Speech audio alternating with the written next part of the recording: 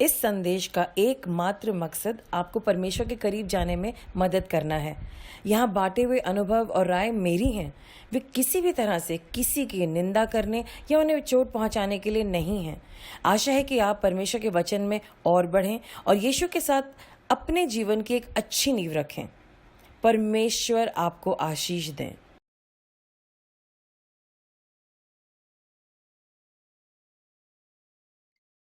God is in the business of answering prayers. परमेश्वर को तो काम ही है कि जब हम प्रार्थना करते हैं यीशु मसीह के नाम से कि वो उसका जवाब दें, अगर वो उनकी इच्छा के अनुसार है। और हम तमाम प्रार्थनाओं का जवाब सुन रहे हैं। अभी एक बहन थी, वो हमारे चर्च आई, उनको लगातार 2 साल से कंधे में बहुत दर्द था, और जब यीशु मसीह के नाम से प्रार्थना की गई, उनके कंधे का दर्द, 2 साल का दर्द चला गया।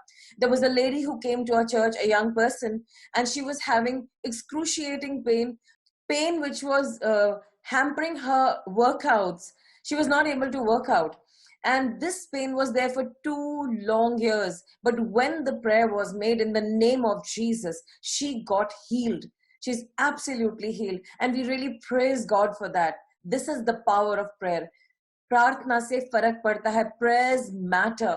But how to make our prayers effective? कैसे हमारी प्रार्थना ऐसी हो कि वो एकदम सुनी जाए? We are learning what hampers our prayer and what doesn't. हम लोग सीख रहे हैं क्या हमारी प्रार्थना को रोकता है और क्या नहीं. So are you ready today to learn something more about prayer? तो क्या आज आप तैयार हैं कुछ और प्रार्थना के बारे में सीखने के लिए? You're all welcome to Why Prayers Matter. आप सबका स्वागत है Why Prayer Matter प्रोग्राम में, और हम लोग लगातार देख रहे हैं कि हम लोग कैसे इफेक्टिव प्रेयर करें, और हम लोग जो परमेश्वर ने 10 हुक्म मूसा को दिए थे उनको देख रहे हैं कि ये नियम क्यों दिए गए और क्या इनके करने से या ना करने से हमारी प्रार्थना पे कुछ असर पड़ता है, या जो हम लोग एक अच्छी जिंदगी जीना चाहते हैं उसमें कुछ असर पड़ता है. आज हम लोग परमेश्वर का 7वां हुक्म देख रहे हैं, the 7th commandment of God, which is, I will just read it out to you from Exodus chapter 20.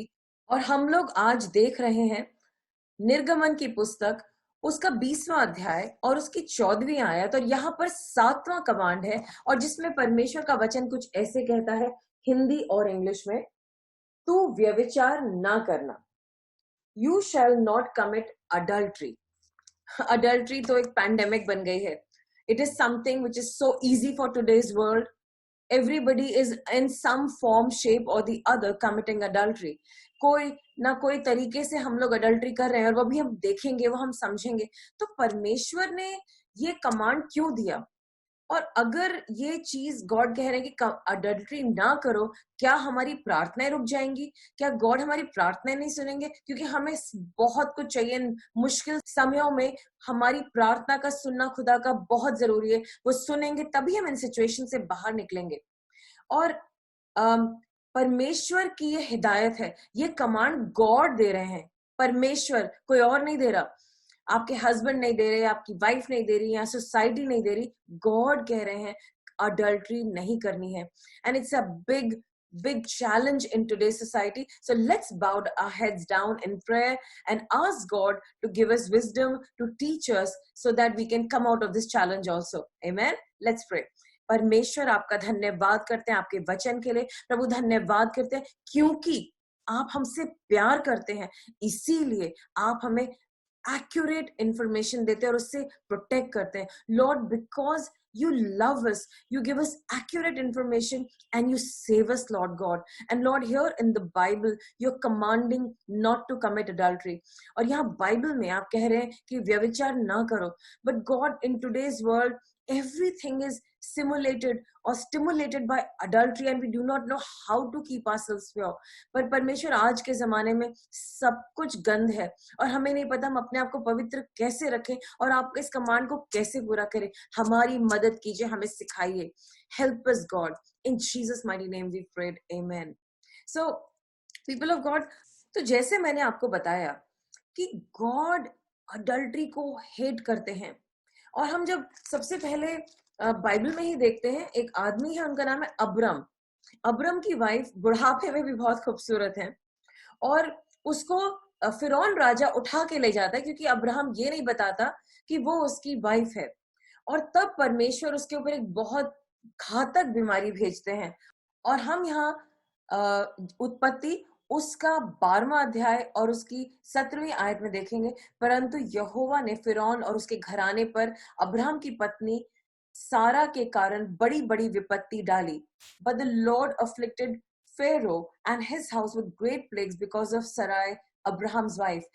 फेरो किसी और की पत्नी को अपने घर उठा के ले आया था, वो पापी ही था, लेकिन परमेश्वर ने उसको बहुत स्ट्रिक्टली डील करा और उसके घर में बहुत सारी बीमारियां की, पूरा हाउस होल्ड बीमार हो गया। खुदा के लोगों, कभी कभी जब आप बीमार हैं या आपके घर में सब बीमार हैं या बहुत सारे चैलेंजेस हैं, थिंक किसी ना किसी फॉर्म में अडल्ट्री तो नहीं। उसके बाद हम देखते हैं अब्राहम ने 20वें अध्याय में भी लिखा है कि अबीमेलेक करके एक आदमी था और वो अब्राहम की वाइफ को उठा के ले गया। और वहां लिखा है 30वीं वर्ष में, रात को परमेश्वर ने स्वप्न में अबीमेलेक के पास आकर कहा, सुन, जिस स्त्री को तूने रख लिया है उसके कारण तू मर जाएगा, क्योंकि वे सुहागिन है। Behold, you are a dead man because of the woman whom you have taken, for she is a man's wife.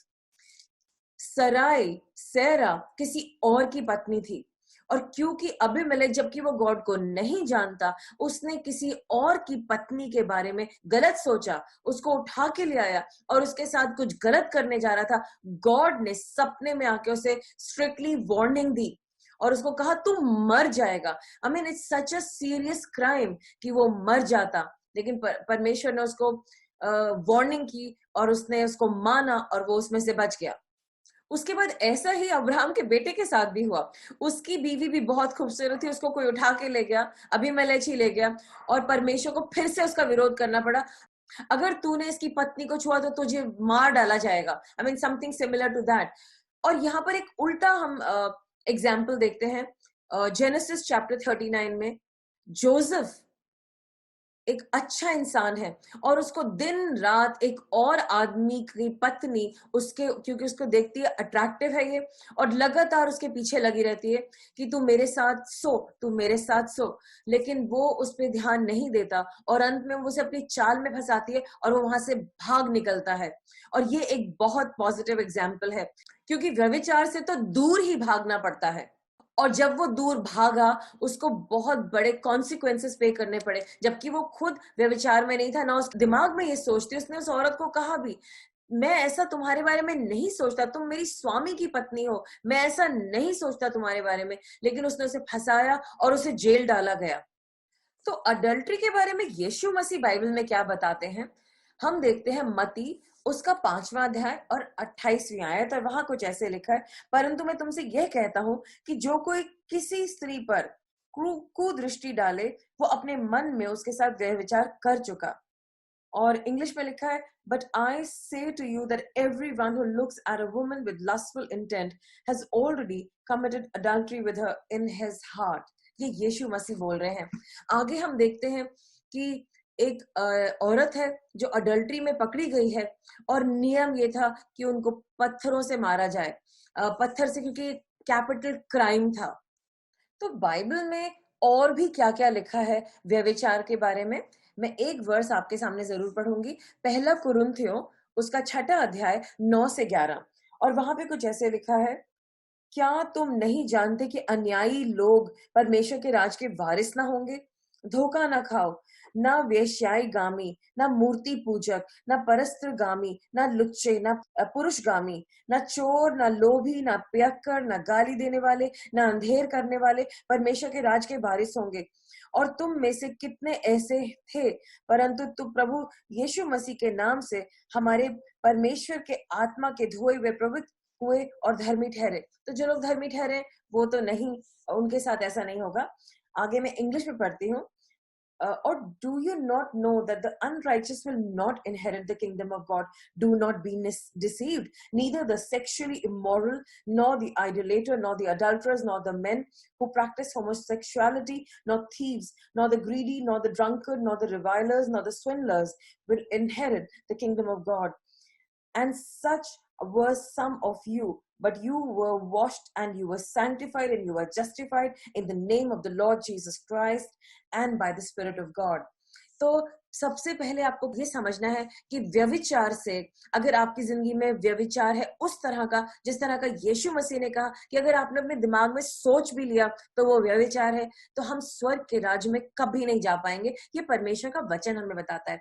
और क्या बताता है परमेश्वर का वचन हमें व्यभिचार के बारे में? मत्ती के 5वें अध्याय में लिखा है, हमें इन अभिलाषाओं को, इन सेक्सुअल अभिलाषाओं को, इन्हें हटाना है, इनसे नफरत करनी है।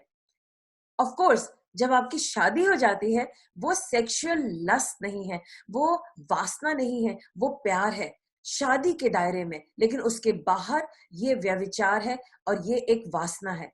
नीति वचन 5 के 15 से 20 में जब आप पढ़ेंगे, वो हमें सिखाता है कि हमें अपने पार्टनर के साथ, जिसको गॉड ने हमें दिया, यानी कि लाइफ पार्टनर जिससे हमारी शादी हुई है, लीगली शादी हुई है, हमें उसमें संतोष पाना है और किसी बाहर के पार्टनर में नहीं।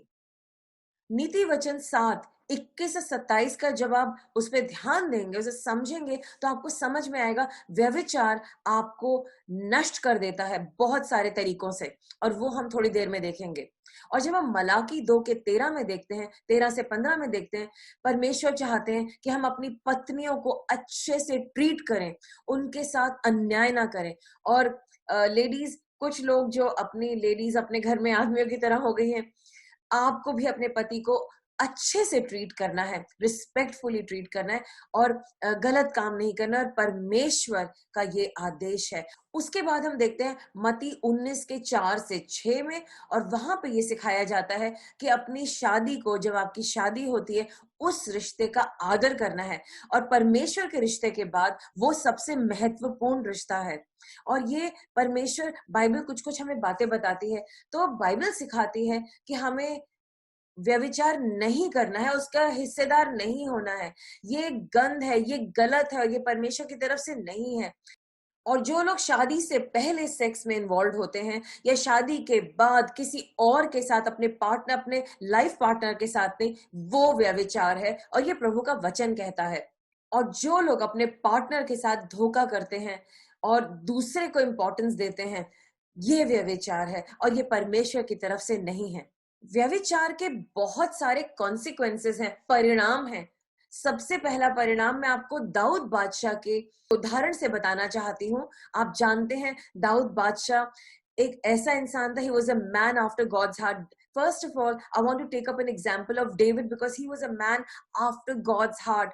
When he sinned in front of God, it was really challenging from him. He was humiliated publicly. उसकी बेइज्जती publicly की गई। उसने तमाम औरतों को लेकर के उनके साथ बहुत गलत किया गया, जो डेविड के लिए बहुत शर्मिंदगी की बात थी कि उसकी पत्नियों की बेइज्जती हो, और गॉड ने उसे अलाउ किया इस तरह के, बिकॉज ये उसका परिणाम है।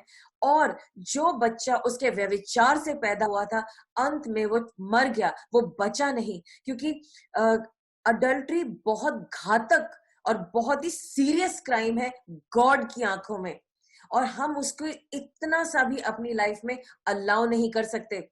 और मैंने देखा है इसके परिणाम ये हैं कि लोगों के बिजनेसेस खत्म हो गए। मैं एक ऐसे पर्सन को जानती हूँ जो कि बहुत अच्छा बिजनेस करते हैं, और कई लोगों को जानती हूँ जो अच्छा अच्छा काम करते थे, लेकिन आज आप उनकी शक्ल देखेंगे, उस पर अंधकार छाया हुआ है, कोई उनकी इज्जत नहीं करता, और उनका बिजनेस खत्म हो चुका है। और बहुत सारे पश्चाताप के बाद जब उन्होंने वापस शुरू किया, तभी थोड़ा कुछ शुरू हुआ है, लेकिन बर्बाद हो गया था सब कुछ। उनकी क्रेडिबिलिटी डिस्ट्रॉय होगी, जो उनका नाम था उसके ऊपर कोई वैल्यू नहीं करता। आप मुझे एक बात बताइए, अगर कोई इंसान है, वैसे तो बहुत ज्ञानी है, बहुत बढ़िया है, एब्सोल्युटली वंडरफुल, लेकिन वो एक अडल्ट्रस इंसान है, और आप ये बात जानते हैं, क्या आप अपनी बेटी को कभी उसके पास एडवाइस लेने भेजेंगे? क्या अपनी बेटी को कभी उसके साथ नौकरी करने देंगे? नेवर।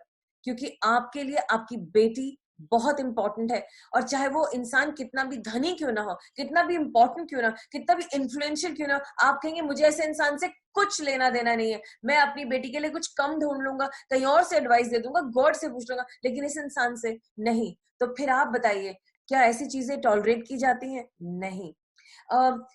अगर ऐसा इंसान जो व्यभिचार में है, उसके साथ लॉयल्टी, ट्रस्ट है, कोई उस पर भरोसा नहीं कर पाएगा, उसने अपने लाइफ पार्टनर के साथ धोखा दिया है, it is a sacrilege, it's wrong.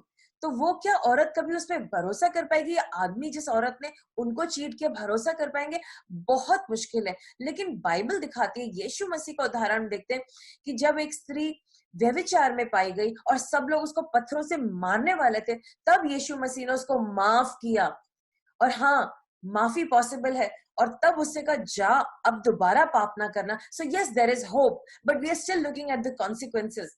आपको पता है, अगर कोई आदमी व्यभिचार कर रहा है लेकिन उसने अपने सारे ट्रैक्स को हाइड करके रखा है, एक बात तो ये कि गॉड उसे एक ना एक दिन एक्सपोज जरूर करेंगे। God will expose that adultery, number one. Number two, उनकी बीवी को दिख तो नहीं रहा है, लेकिन उनको अपनी आत्मा में पता है, उन्हें कुछ नहीं पता है, लेकिन उन्हें अपने मन में पता है कि मेरा पति कुछ गलत कर रहा है। एंड वाइस वर्सा, हस्बैंड को भी दिख कुछ नहीं रहा है, बिकॉज आज की जनरेशन बहुत स्मार्ट है, वो अपने सारे ट्रैक्स को हाइड कर रहे हैं, और तब भी उसको अपने अंदर पता है कि कुछ गलत है। तो क्या वो भरोसा कर पाएगा? एक दफा भरोसा टूट गया, क्या वो भरोसा दोबारा बन पाएगा?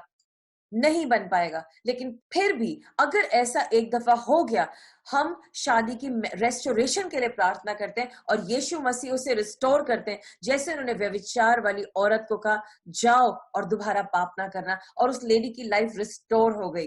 वैसे ही अगर किसी शादी में ऐसी प्रॉब्लम है, वो भी रिस्टोर हो जाएगी, राइट?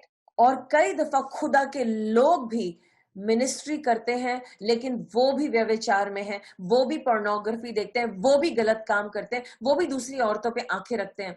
और इससे क्या होगा? पूरी कलीसिया ठेस खाएगी, और ये अच्छा कॉन्सिक्वेंस नहीं है। और बाइबल बताती है, जेम्स चैप्टर 1 वर्स 14 to 15 में, if we continue to commit sexual sin, the penalty is eternal death, हमेशा की मौत, हम अथई घड़े में जाएंगे, और ये परमेश्वर नहीं चाहते हैं। खुदा के लोगों, आपको अलर्ट होना है। अगर आपको लगता है कि कोई मैन ऑफ गॉड आपको गलत टाइम पे फोन कर रहे हैं, या उनकी बात में कुछ भी उल्टा सीधा है, आप उस फोन को कट कर दीजिए। आप डरिएगा मत कि कुछ गलत हो जाएगा। बट अगर आपको जरा सी भी हिंट, जरा सी भी वो अडल्ट्री की आती है, या फ्लर्टेशन की आती है, या वो आपके साथ कुछ मस्खरी बात कर रहे हैं, या आपको अनयूजुअली फ्लैटर कर रहे हैं, जबकि उन्हें हक नहीं है आपको फ्लैटर करने का, क्योंकि वो मैरिड है, या अगर वो अनमैरिड भी है, आपके ऊपर उन्हें फ्लर्ट करने का हक नहीं, क्योंकि आप उनकी चरवाहा हैं, आप उनकी चर्च में हैं।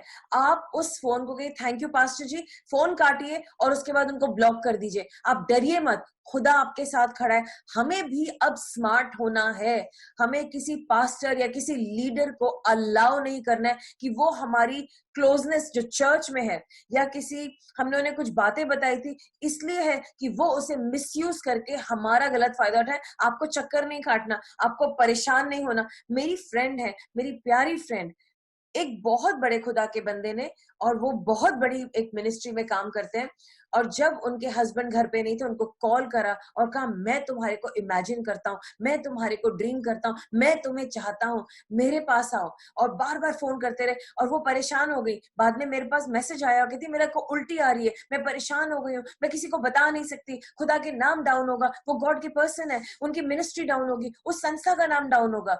हेलो, नो प्रॉब्लम, आप उस इंसान का नंबर ब्लॉक कीजिए, अपने हस्बैंड को बताइए, अपने चर्च को बताइए, सबको बताइए, डरना नहीं है।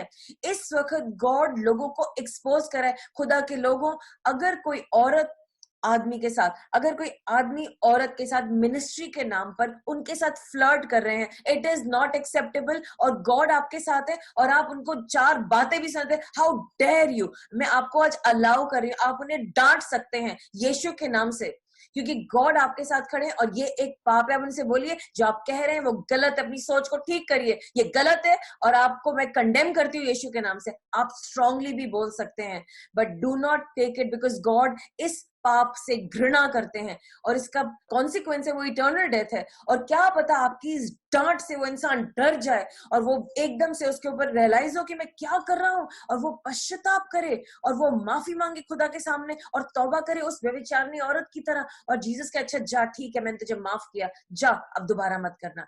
और शायद उसकी जिंदगी बदल जाए, नहीं तो वो फिर दूसरी औरतों को और दूसरे आदमियों को परेशान करेंगे और वो सचमुच में नर्क में जाएंगे और हम घबराते रहेंगे, ओहो गॉड के किंगडम को बचाना है, गॉड गॉड अपने किंगडम को संभाल लेंगे, गॉड के लिए कोई प्रॉब्लम नहीं, गॉड को पता है अपनी रक्षा कैसे करनी है और अपने किंगडम की रक्षा कैसे करनी है और अपने नाम को कैसे बचाना है। लेकिन अगर कोई भी खुदा का दास भी आपके पास गलत बात लेके आता है, या कोई पेरेंट या कोई रिश्तेदार, और वो आपके चाचा ताऊ अंकल आंटी हैं और आपके पास आते हैं और आपको गलत तरीके से टच करते हैं, या आपकी कोई मेड या आपको कोई सर्वेंट, अगर मेड्स है, क्योंकि मैं किसी को जानती हूँ, ये लड़के थे और इनके जो मेल सर्वेंट्स और मेल्स ये इनको गलत तरीके से टच करते थे और उससे बहुत ज्यादा उनके दिमाग पे गलत असर पड़ा और बहुत कुछ हुआ। तो अगर ऐसा घर में है आपके खासतौर से कोई चाचा ताऊ हैं, अगर गलती से वो एक्ट हो जाता है, आप भाग के अपने मम्मी को जरूर बताओ, पापा को जरूर बताओ, आपको इस बात को छुपाना नहीं है। कितनी सारी लड़कियां इन बातों को छुपा करके कई साल रखती हैं और कितने सारे अत्याचार होते हैं उनके साथ, डीमंस के साथ, और कितनी सारी बातें नहीं छुपाना है, अपने मम्मी पापा को बताना है, पुलिस को बताना है, चर्च को बताना है, चुप नहीं रहना है, अलाउ नहीं करना है। क्योंकि हो सकता है उन्होंने आपको सिर्फ टच किया, वही कह दीजिए how dare you touch me, आपने मुझे गलत, बिकॉज हम औरतों को पता है सही टच क्या है, गलत टच क्या है।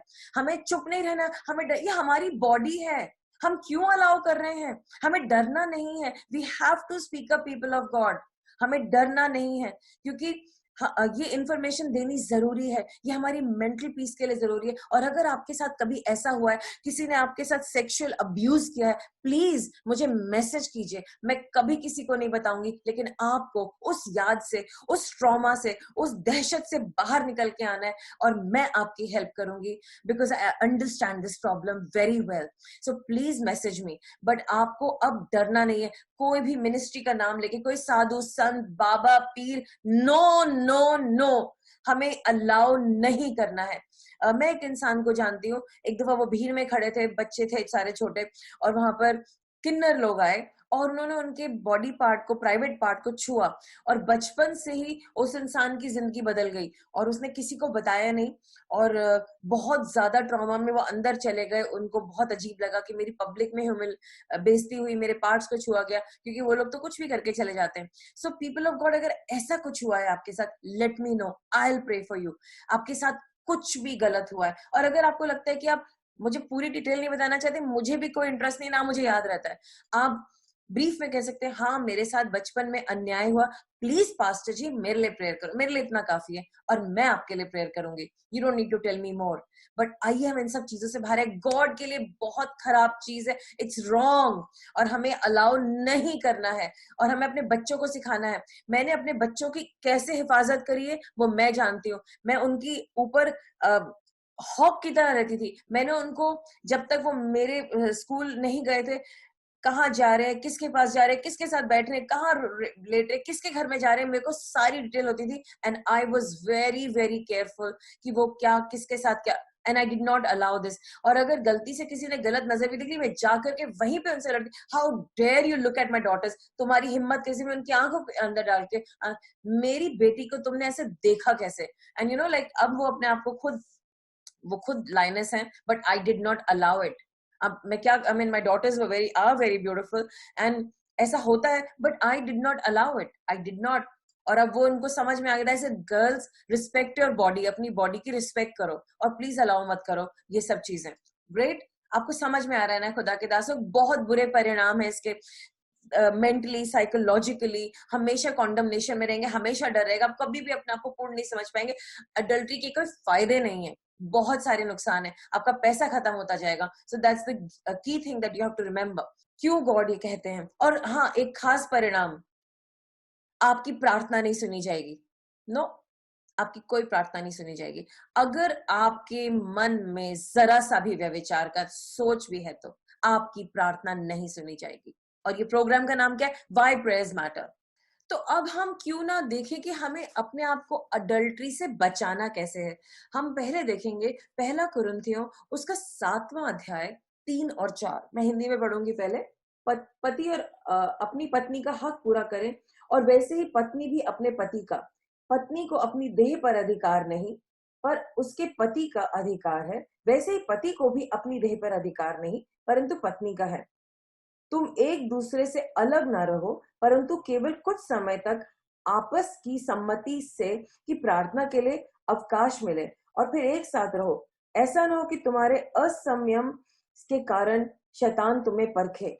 वाओ। सो बाइबल बता रही है कि हस्बैंड और वाइफ को एक दूसरे को पूरा टाइम देना है, हमेशा अवेलेबल रहना है। Any time can be time to be together.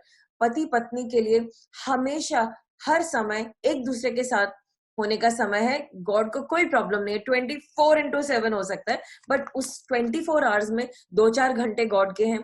Prayer करनी जरूरी ताकि आप लोग गलत डायरेक्शन में ना चले जाएं। Fair enough. So that is one way that we protect. हम हस्बैंड अपने आप को अपनी वाइफ को हमेशा देता है और वो वाइफ को नो नहीं कह सकता। वो किसी भी हालत में वो अपनी वाइफ का को आंसरेबल है, और वैसे ही पत्नी भी अपने पति को आंसरेबल है एवरी टाइम एवरी टाइम। आजकल अडल्ट्री का प्रॉब्लम इतना बड़ा है कि वो हर फोन पे पाया जाता है, पोर्नोग्राफी की तरह से। हमको पोर्नोग्राफी साइट्स को डिलीट करना है, हमें नहीं देखना है, चाहे कुछ भी हो जाए। हमें अपनी आंखों को साफ करना है, अपने दिमाग को साफ करना है, अपने मन को साफ करना है और कहना है कि गॉड, होली स्पिरिट मेरी मदद करो, मुझे देखना ही नहीं है। हमें उसमें बहुत जोरों से वर्क करना है। होली स्पिरिट के साथ इट इज पॉसिबल। और जब आप किसी एक और बहुत अट्रैक्टिव पर्सन के साथ है, लेट्स से आप किसी मीटिंग में जाते हैं, ऑफिस में हैं आप, वहां पे कोई बहुत अट्रैक्टिव पर्सन है और वो ऐसे अपनी बॉडी को मूव करे, ऐसे मूव करे। और कुछ लोग होते हैं जो अपनी बॉडी की बहुत अदाएं लगाते हैं, बहुत कुछ करते हैं, और हमारा दिमाग अचानक से जाता है, wow, this is somebody, we all, everybody is attracted to that person. ये जो अदा करने वाला इंसान है, आपको एक बात समझनी है, ये जो अदा करने वाला इंसान है, इसकी जिंदगी में एक बहुत बड़ी नीड है कि लोग मुझे देखें, लोग मुझे देखें, मेरे को ऐसे से वो ऐसे करता है। वो अपनी जरूरत पूरी कर रहा है अपने दूसरे लोगों को दिखाने के लिए, ताकि उसको लगे वाओ, सब मुझे प्यार कर रहे हैं, मैं कितना अट्रैक्टिव हूँ, वाओ, आई एम नीडेड, मुझे पसंद किया जा रहा है। और वो और अदाएं करता है, और अदाएं करता है अट्रैक्ट करने के लिए। उसके फंदे में मत फंसो। वो जो इंसान आपको लग रहा है अट्रैक्टिव, वाओ, नाइस, इसमें कुछ खास है, चलो इससे बात करते हैं, इसका नंबर लेते हैं, इससे मिलते हैं। नो नो नो, ये आपकी नीड नहीं है, आप सेटिस्फाइड हैं, वो उसकी नीड है। उसके लिए सारे लोग एक बराबर, उसको सिर्फ आदमियों को, औरतों को, दुनिया के हर इंसान को अट्रैक्ट करना है। आपको इस फंदे से बचना है और इन बातों को समझना है। कुछ लोग ऐसी बातें करते, इतनी स्वीट, अट्रैक्टिव, ब्यूटीफुल बातें होती है उनकी, और आपको लगेगा माय गॉश, मैं तो उसकी बातों में ही खो गया। आपको खोना ही तो है। दुष्ट की अनॉइंटिंग है उनकी बातों पर कि आप फंस जाएं। अगर आप व्यभिचार के बारे में नीति वचन में पढ़ेंगे, वहां लिखा है कि वो जो औरत है जो व्यभिचारनी है, उसके मुंह से शहद टपकता है, मीठी बातें टपकती हैं। आपको ध्यान रखना है, क्योंकि इतनी मीठी बातें कैसे हो सकती है किसी की। जो कड़वा बोलते हैं वो बुरे लगते हैं नेचुरली, तो मीठे बात करने वाले अच्छे लगते हैं, लेकिन उनकी बातें इतनी मीठी हैं कि उसमें कुछ गड़बड़ है। Beware. आप सोचिए, इतनी मीठी बातें, कुछ तो गड़बड़ है, दूर भागिए। पहले गॉड के साथ चेक कीजिए। अगर आपको गॉड के साथ चेक करना नहीं आता तो आप अपने फ्रेंड से पूछिए, अपनी वाइफ से पूछिए, सुनो मैं तुम्हारे को किसी इंसान के बारे में, आपकी वाइफ, उसका एंटीना बहुत स्ट्रांग है, उसे पता चल जाता है, नहीं नहीं, मुझे अंदर से महसूस हो रहा है ये इंसान अच्छी नहीं है, आप इनसे बात मत करिए। तो कहीं नो प्रॉब्लम, मुझे क्या फर्क पड़ रहा है, नहीं करेंगे बात, मुझे तुमसे बात करना काफी है। Getting me? तो आप उसकी जरूरत में उलझ मत जाइए। आपको लग रहा है कितनी अट्रैक्टिव पर्सन है, इसके साथ तो बात करनी चाहिए। नो नो नो, ये अट्रैक्शन फंदा है, आपको उसकी जरूरत नहीं है। आपको अपनी वाइफ से अट्रैक्ट होना है, वाइफ आपको अपने हस्बैंड से अट्रैक्टेड रहना है। दूसरी चीज, आपको समझना पड़ेगा कि अट्रैक्शन होता है, शादी के बाद भी होता है, कई अच्छे अच्छे लोग निकलते हैं, अट्रैक्शन होता है, लेकिन आपको उस बात को अग्री करना है और आपको कहना है गॉड, ये जो इंसान मेरे सामने का मुझे बहुत अच्छा लगा, बट मेरे लिए तो बना नहीं है, और आई delete this attraction in Jesus name. तो इस बात को आपको अंडरस्टैंड करना और डिलीट करना है। ये नहीं कि नहीं नहीं नहीं नहीं, हम नहीं अट्रैक्ट फील हो रहे और आप देखे जा रहे हैं हम अट्रैक्ट नहीं हो रहे। You know, I am sorry, I am making those eyes and to make you understand. ऐसा होता है, it happens all the time. आपको याद रखना है, बाइबल में जब हम यीशु मसीह ने जो प्रार्थना सिखाई थी, उन्होंने कहा था lead us not into temptation. प्रभु मैं टेम्पटेशन में ना जाऊं, मैं अट्रैक्ट ना हो, जो गलत जगह पर ना जाऊं। तो आपको ये प्रेयर अपने लिए करनी है। और जब आपको लग रहा है कि थोड़ा सा कुछ ज्यादा हो रहा है, आप उसको वहीं कट कीजिए, उसे रिकग्नाइज कीजिए। एक और बात है, अगर आप को बार बार ये प्रॉब्लम्स आती हैं, तो आप किसी के साथ अकाउंटेबल हो जाइए। आप किसी को कॉल करिए अपने चर्च में, सुनिए भाई, मेरे को ये प्रॉब्लम है, नॉट विद द लेडी, आदमी आदमी से बात करेंगे, औरतें औरतों से बात करेंगी, मुझे ये प्रॉब्लम है, ये मेरा वीक एरिया है। और आपको एक ऐसे इंसान से बात करनी है जिसपे आपको भरोसा हो कि वो आपकी सीक्रेट कभी किसी को नहीं बताएगा। क्योंकि मैं पर्सनली ये बात टॉलरेट नहीं कर सकती, क्योंकि गॉड ने मुझे सिखाया है कि ये बात टॉलरेट नहीं करनी कि एक बात यहां से वहां, how dare we, how dare we. क्योंकि जो बात गॉड समझ रहे कि अच्छा ये मेरे बेटे की पोर्नोग्राफी की वीकनेस है, ये गॉड और उसके बीच में हमने पूरे चर्च में फैला दिया। नो नो नो, हम ऐसा नहीं कर सकते। हाँ, अगर कुछ 5-6 लोग हैं, रिस्पॉन्सिबल हैं, वो प्रेयर कर रहे हैं, उनको पता है not to make mockery of you, not to make fun of you. आपको पता है कि ये लोग भरोसे के काबिल हैं, ये आपकी बात रखेंगे, वो ठीक है। लेकिन कुछ लोग क्या करते हैं, स्क्रीनशॉट भेज भेज के पूरे वर्ल्ड में फैला देते हैं, और आपकी बेइज्जती होती है, और खुदा को बहुत दुख होता है। क्योंकि आज जो पोर्नोग्राफी देखने वाला है, कल को वो आजाद होने वाला है। आज जो व्यभिचार करने वाली औरत थी, यीशु मसीह ने उसको कहा जा अब पाप मत करना, यीशु मसीह ने उसका रिकॉर्ड डिलीट कर दिया। सो दैट्स व्हाई हमें गॉसिप नहीं करनी है, हमें किसी के बारे में बातें नहीं करनी। Are you getting me? So accountability के लिए आपको प्रार्थना करनी है। अगर आपको समझ में नहीं आता, आप मुझसे बात करिए, मैं आपको बताऊंगी आपको किससे बात करनी है, और अपनी प्रॉब्लम शेयर करनी है। और आप उस इंसान को बताएंगे, वो आपसे पूछेंगे क्या तुमने दोबारा से कुछ ऐसा गंदा देखा या नहीं देखा ना? और आप बताएंगे आज मुझसे मन करा था, ओके मन करा था, आओ हम दोनों मिलके प्रेयर करें, और तुम्हारा मन नहीं करेगा। सो आप अपनी मैरिज को किसी के बीच में, किसी कपल को, या आप अगर आपकी लड़के की प्रॉब्लम है, आप अकाउंटेबल हो सकते हैं, या औरतों की प्रॉब्लम है, आप अकाउंटेबल हो सकते हैं। और आपको अपनी शादी को नर्चर करना है। यस, शादी जब हो जाती है, अगले दिन रियलाइज होता है अरे ये शादी है, ओह हाउ बोरिंग। ऐसा नहीं है, it's the start of a great friendship, it's the start of a beautiful relationship. वो प्यार, अभी प्रतिभा सिस्टर के हस्बैंड बाड़मेर चले गए हैं, और दोनों फोन पे रो रहे हैं। वो उधर रो रहे हैं आई मिस यू, और इधर वो रो रही है I miss you, I mean after 13 years of marriage. So प्यार है, वो साथ में रहते हुए ना घर की मुर्गी दाल बराबर लगती है। लेकिन अभी सारा असली प्यार समझ में आ रहा है कि that how much they love each other, and how much वो कह रहे प्लीज तू आ जाना मेरे पास सब कुछ छोड़ के। कहते कैसी बातें कर रहे हो आप, मैं कैसे आ जाऊं, बच्चे का स्कूल है, मैं नहीं आ सकती ना, but I want to be with you. लेकिन रो रहे हैं, दोनों रो रहे हैं। So that is what love is all about. So शादी को नर्चर करना है, उसको और इंटरेस्टिंग बनाना है। लड़कियों को फूल अच्छा लगता है, उनको फूल देना है। और लड़कों को फूल पसंद नहीं है, उनको नहीं देना है। उनके साथ आप बातचीत कीजिए, उनको अच्छा खाना खिलाइए, उनकी रिस्पेक्ट कीजिए। मेन, आपकी वाइफ्स को टच पसंद है, उनको हग करिए, उनके सर को हिलाइए, उनको ब्लेस कीजिए, उनको गले लगाइए, उनके खाने को अप्रिशिएट कीजिए। और जब आप उनका बैंगन का भरता पसंद कर रहे हैं, तो ये मत कहिए और सुनो मेरी ऑफिस में जो लड़की है ना वो भी बहुत अच्छा बनाती है। प्लीज ये सब बोलने की जरूरत नहीं है, एक्स्ट्रा इन्फॉर्मेशन है। अपनी मैरिज को नर्चर कीजिए। ऑफ कोर्स उनका भरता अच्छा होगा, पर इससे क्या फर्क पड़ने वाला है आपके रिलेशनशिप को? थोड़ा खराब भरता खा लेंगे तो क्या हो जाएगा? आपकी वाइफ ज्यादा इंपॉर्टेंट है कि आपके भरते का टेस्ट? जब आप उसको अगर उसे नहीं समझ में आ रहा है, आप बना के दिखा दीजिए कि कैसे बनता है, और मैरिज को नर्चर कीजिए। So I hope I am making sense to you. और एक दूसरे के लिए हमेशा अवेलेबल रहिए। अगर आपके हस्बैंड की जरूरत है कि वो आपके साथ एक साथ होना चाहते हैं, और मे बी सुबह का टाइम है और सुबह आपको मतलब कुछ काम है, आप सारे काम ड्रॉप कीजिए और उनके साथ होइए और अवेलेबल रहिए। Every time is love time. आप हमेशा प्यार कर सकते हैं। हस्बैंड वाइफ की बात कर रही हूं मैं, ये हस्बैंड वाइफ के लिए है। आपको क्लोज होने से कोई नहीं रोक सकता। Every time is your time, okay? And आपको गॉड के लिए भी टाइम निकालना है। और यंग लोग जो हैं, वो जो सुन रहे होंगे इस मैसेज को कि हमारा क्या, and they are also getting all charge up, हम क्या करें? क्योंकि आपकी लाइफ में अभी लड़का नहीं आया है या लड़की नहीं आई है और आपकी शादी नहीं हुई है, आप पवित्र आत्मा जी से कहेंगे, पवित्र आत्मा जी मेरी इन फीलिंग्स को फ्रीज कर दीजिए, मेरी सेक्सुअल ड्राइव को फ्रीज कर दीजिए जब तक कि मेरा लाइफ पार्टनर मेरे पास नहीं आ जाता। और कैसे बचना है सेक्सुअल अडल्ट्री से कि ना हो, हस्बैंड वाइफ एक दूसरे की रिस्पेक्ट कीजिए, एक दूसरे को प्रेज कीजिए, टू मच फालतू का प्रेज नहीं कि बहुत बेकार खाना बना है और आप कह रहे वाह क्या बढ़िया है, आप तब उसको करेक्ट फीडबैक दीजिए।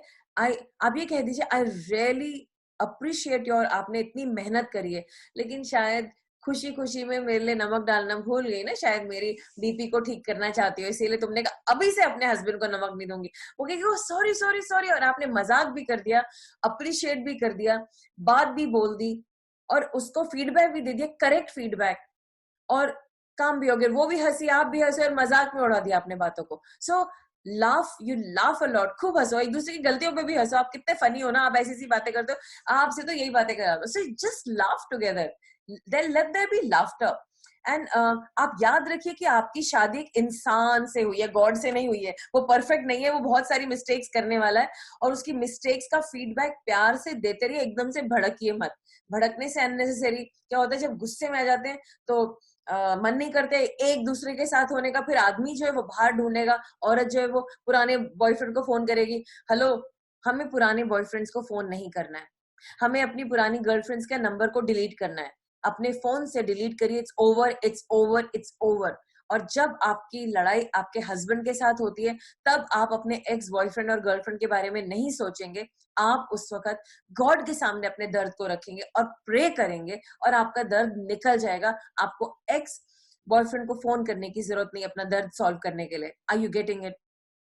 क्योंकि उसको फोन करना व्यभिचार है। यस, क्योंकि लड़ाई के बाद आपने सोचा वो कितना अच्छा था, रॉन्ग। आप ऐसा कैसे कह सकते हैं? गॉड ने आपकी शादी कराई है इस इंसान से और आप कह रहे वो अच्छा था, आप गॉड के विरोध में जा रहे हैं कि गॉड ये गलत है जिसको आपने दिया, जिसको आपने दिया, और वो सही है क्योंकि ये लड़ाई करता है। नो, आप गॉड की चीज को तुच्छ जान रहे हैं, इसे व्यभिचार भी कहते हैं। सो बी अवेयर लेडीज। अगर आपके हस्बैंड आकर के बताते आज मैंने एक बहुत अट्रैक्टिव लड़की को देखा और मैं तुम्हें बताना चाहता हूँ, भड़क मत जाइए, चुप रहिए, उनके साथ प्रेयर कीजिए और मैटर ओवर, उसको कभी भी रिपीट मत करना। हस्बैंड्स, अगर आपने देखा कि आपकी वाइफ कुछ सोच रही है या वो भी अट्रैक्ट फील कर रही है, इग्नोर इट। अगर वो आपको आके बताती है कि मैं उनसे बात करी थी, मुझे बड़ा अच्छा लग रहा था, and she comes she says something, fine. नहीं बोलती, फाइन। और अगर उसने आपको बोला है तो उसको सुन के खत्म कर दो, उसके साथ इतना लंबा और इतना बड़ा झगड़ा मत करो कि वो टूट जाए। आपको अपनी शादी को पकड़ के रखना है, एक दूसरे के कॉन्फिडेंट बनो, एक दूसरे को अपनी सीक्रेट बातें बताओ, हंसो, एक दूसरे के दोस्त बनिए, बी हैप्पी। और एक और बात बोलनी थी, इतने भी अपने हस्बैंड और वाइफ के नीड, वाइफ वाइफ वाइफ कहाँ गई, इधर गई उधर गई, एवरी माइक्रो मैनेजिंग, और वाइफ भी किधर है वो इधर। अगर आप ऐसा करेंगे तो आपका हस्बैंड या आपका वाइफ दूर भाग जाएगा। ये एक साइकोलॉजिकल फैक्ट है। बस अभी मैं इसके बारे में इस प्रोग्राम में नहीं बता सकती, बट बी केयरफुल, ये प्रोग्राम वैसे भी बहुत लंबा हो चुका है। So please be aware of this. साथ में आप दोनों हस्बैंड वाइफ साफ सुथरे रहिए, ऑलवेज स्मेल गुड, नहा के रहिए, अच्छे से तैयार होइए एक दूसरे के लिए, एक दूसरे के सामने बहुत अट्रैक्टिव दिखिए और एक वंडर रखिए, हमेशा कुछ सरप्राइज रखिए एक दूसरे के लिए। और साथ में आपको क्या करना है कि आपको मिल करके प्रार्थना करनी है और परमेश्वर आपकी शादी को सिक्योर करेंगे। जब आप एक दूसरे के साथ प्रार्थना करेंगे, आप एक दूसरे में बंधे रहेंगे क्योंकि परमेश्वर वहां पे होंगे, आपका अट्रैक्शन एक दूसरे के लिए बढ़ेगा, आपका लव एक दूसरे के लिए बढ़ेगा। पूरे दुनिया के सबसे खूबसूरत लोग, सबसे पावरफुल और वंडरफुल लोग आपके लिए फीके पड़ जाएंगे। आपके ये नथिंग, माय वाइफ, वाओ, क्या क्या वाइफ है मेरी, और वो अट्रैक्शन बढ़ता जाएगा। तो व्यभिचार के विरोध में आपको आना है। आज का मेरा यही मैसेज है। साथ में एक और बात आपको लास्ट बात बोलना चाहती हूँ, ऐसे सीरियल्स मत देखिए जहां पे सटली अडल्ट्री की बातें की जा रही हैं। आपको पता है एक टीवी सीरियल है और उसमें वो कहते हैं कि वो उसकी भाभी जी को प्यार, वो उस अपनी पड़ोसन को प्यार करते हैं और इधर वाले उधर की पड़ोसन को प्यार करते हैं, और वो बड़ा हंसने का सीरियल है, मैं भी बहुत देखती थी। बट आई रियलाइज देयर वो इमेजिनेशन करते रहते हैं अपनी पड़ोसन की, ये तो अडल्ट्री है ना। तो आपको अवेयर होना है कि अडल्ट्री वाला कोई कंटेंट नहीं देखना। अभी रिसेंटली मैंने एक मूवी देखी अपनी बेटी के साथ, और वो देखना चाह रही थी, तो मैंने सोचा कि कोई ऑर्डिनरी मूवी होगी, लेकिन उसमें लगातार अडल्ट्री थी, उसका उससे अफेयर, उसका गॉड ने कहा तुम ऐसा नहीं देखोगी। मैंने कहा गॉड फिर मैं क्या देखूंगी? तो खैर एनीवे गॉड ने कहा, तो मैंने कहा नहीं देखूंगी गॉड, अभी भी आज हम लोग को कुछ देखना था, तो मैंने कहा मैं नहीं देख सकती, प्लीज, मैं फास्टिंग में हूँ और मैं नहीं देख सकती, गॉड ने मुझे अलाउ नहीं किया। तो हमने कहा चलो हम एक क्रिश्चियन मूवी देखते हैं, लेकिन वो फिर हमने एक लगाई तो वो अच्छी सी डायरेक्शन नहीं थी उस वाली की, so we then we said let's go off to sleep, and हम लोगों ने उसको छोड़ दिया। बट हम कोशिश करेंगे कि हम क्रिश्चियन कंटेंट देखें, जैसे नेटफ्लिक्स है वैसे एक चैनल एक है प्योर फ्लिक्स, आप उसको डाउनलोड कर सकते हैं, वहां पे क्रिश्चियन मूवीज हैं, so try and watch that. So people of God, I just request you not to see such content. और अंत में हस्बैंड वाइफ एक दूसरे के साथ प्रेयर करें, और परमेश्वर आपके रिश्ते को स्ट्रॉन्ग करेंगे, और आपको अपनी वाइफ इतनी अच्छी लगने लगेगी ना, आपको दुनिया की कोई लेडी नहीं अच्छी लगेगी, आप कहेंगे माय वाइफ उस जैसा कोई नहीं, माय हस्बैंड उस जैसा कोई नहीं। और जब आप एक होंगे, पवित्रता में होंगे, तब परमेश्वर हमारी प्रार्थनाएं सुनेंगे, आपकी प्रार्थनाएं सुनेंगे। आमेन। एंड प्रेयर्स मैटर, प्रार्थनाओं से फर्क पड़ता है। आइए मैं आपके लिए प्रार्थना करूं। परमेश्वर अपने लोगों को व्यभिचार से बाहर निकालो। God pull your people out of adultery in Jesus name. Let it be full and final that today they will repent. आज वो पश्चाताप करेंगे और अडल्ट्री से बाहर निकलेंगे। They will come out of it completely in Jesus name, and they will give permission and full authority to the husband and to the wife over their life, और वो अपने हस्बैंड को और अपनी वाइफ को अपने शरीर पे पूरा अधिकार देंगे और उसके लिए हमेशा 24/7 अवेलेबल रहेंगे। परमेश्वर आप मदद कीजिए, हेल्प देम गॉड। परमेश्वर, मैं उन लोगों के लिए भी प्रार्थना करती हूँ जिन्होंने बचपन में अन्याय सहा है, उनके साथ सेक्सुअल इमोरालिटी की गई। परमेश्वर प्रभु आप इन लोगों को पवित्र कीजिए, इनके ऊपर से वो तमाम गंदी चीजें तोड़ दीजिए, उनकी यादें हटा दीजिए, उनका सद्मान निकाल दीजिए यीशु के नाम से। Set them free. और जितने लोगों को ड्रीम्स आते हैं, सेक्सुअल ड्रीम्स आते हैं, मैं उनको रद्द करती हूँ यीशु के नाम से। Lord bring purity in their lives in Jesus name. Lord bless your people. और लॉर्ड जितने भी लोगों की प्रार्थना रिक्वेस्ट हैं, उन सब को आप जवाब दीजिए परमेश्वर। ब्लेस देम लॉर्ड, यीशु के नाम से मांगते हैं, आमीन। I hope you learned that holiness is important. मैं आशा करती हूँ आपने सीखा कि पवित्र जीवन जीना अच्छा है और प्योरिटी का अच्छा जीवन जीना अच्छा है। We all need to become prayer warriors.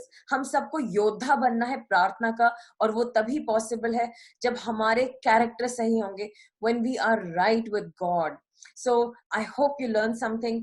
Become a prayer warrior. Clean up your life and pray for others. आप अपनी जिंदगी को साफ कीजिए, प्रार्थना योद्धा बनिए, और खुद के लिए भी प्रार्थना कीजिए, दूसरों के लिए भी प्रार्थना कीजिए, और हमारे लिए भी प्रार्थना कीजिए। Thank you for joining us this evening. धन्यवाद हमें ज्वाइन करने के लिए।